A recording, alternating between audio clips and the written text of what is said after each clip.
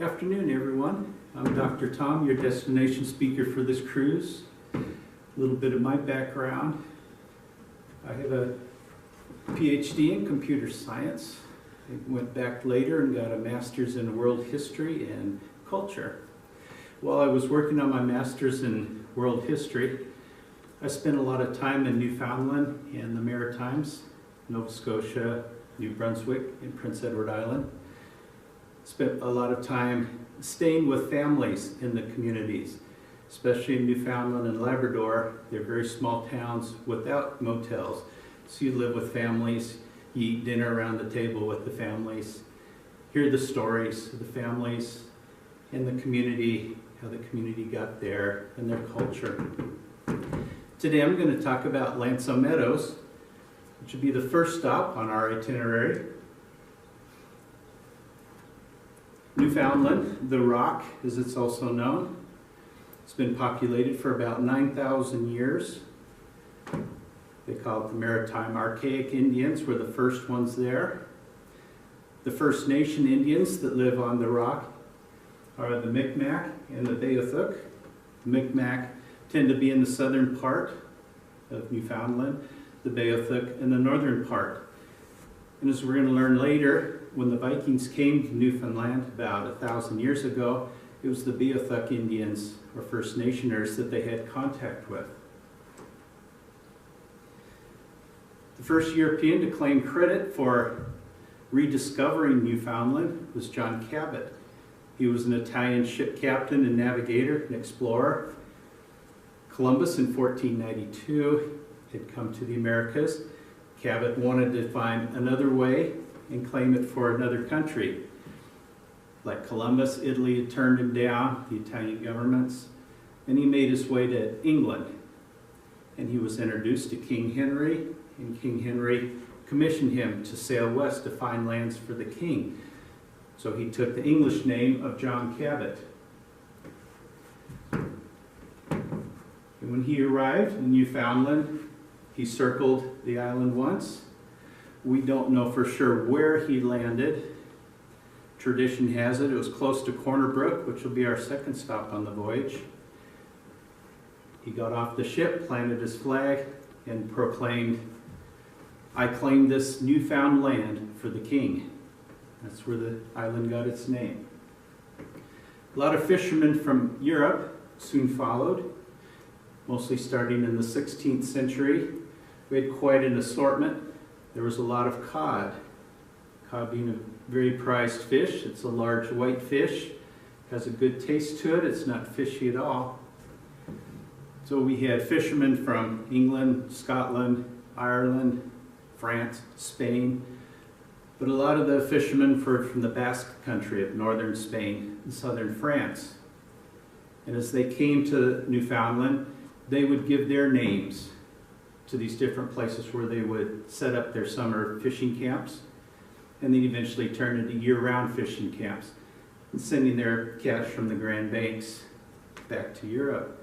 So you have an assortment of names of towns around the island.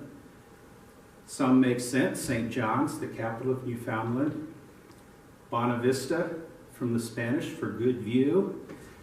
And then you have some other names, like Rose Blanche on the southern side of Newfoundland, which is part English and part French. We had a lot of these ports where the French would be there first, write on their maps their name for it, and then word would spread that was the name, and the English would hear it and say, okay, I think this is what he said. So now we have Rose Blanche, which means white rock, half English and half French. When we look at Lanso Meadows, where we're going, where did that name come from? One thought is that the French saw this cove first. Lance means the cove of. And we believe that the French saw some of these subarctic jellyfish. So they called it Lanso Meadows, the cove of jellyfish. The English would hear this and write it on their charts. They all understood Lance. That was a real popular name, real common name around Newfoundland and Labrador for these small coves. Meadow sounds like meadow. So thus we have Lance on Meadows.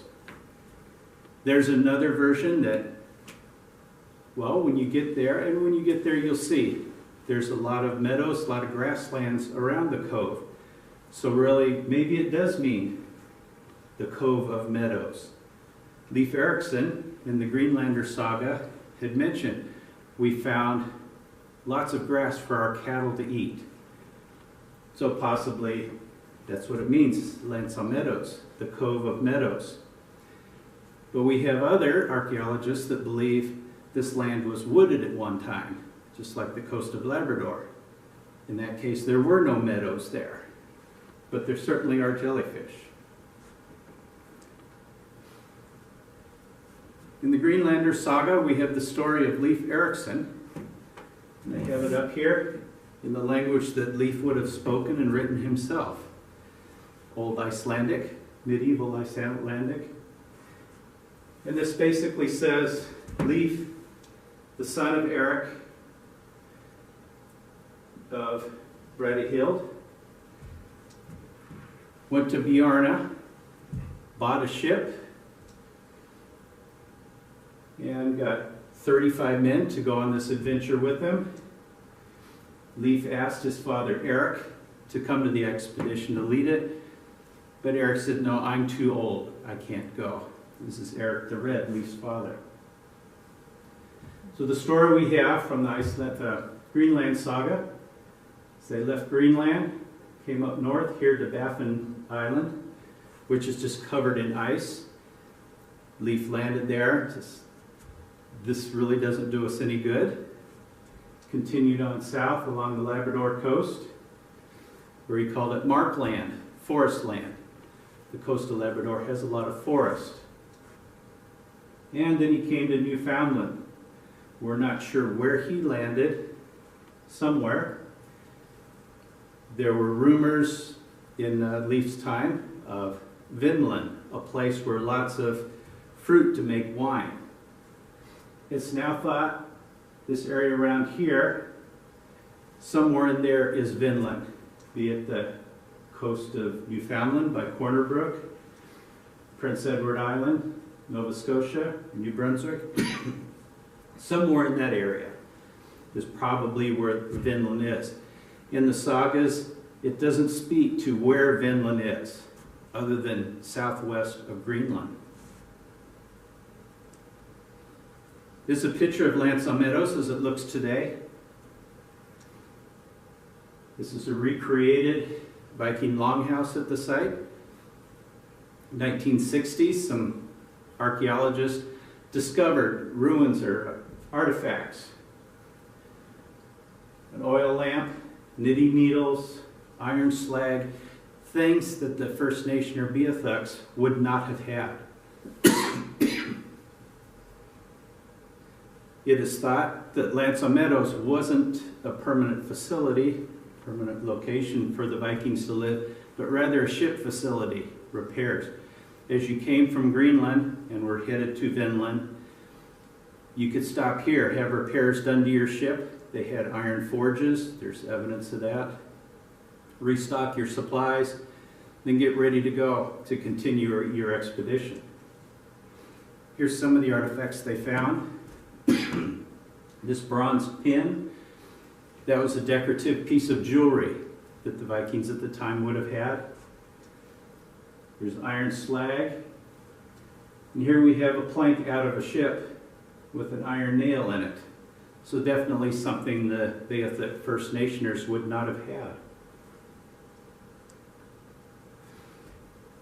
Next to the recreations, these are what the archaeologists found in 1960.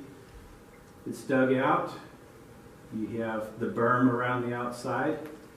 They compared this to Viking settlements in Greenland and Iceland, and it matches in the dimensions and the construction. Here we can see all three of the longhouses that the Vikings had built in Lance on Meadows, and about 8 other buildings, smaller buildings, a forge building, a building to live in, different kind of buildings for the community. And here's a church. When we think of the Vikings, we think of the pagan religion of the Vikings. Eric the Red, Leif's father, was quite a scoundrel, and he was a pagan. But one of Eric's wives was a Christian.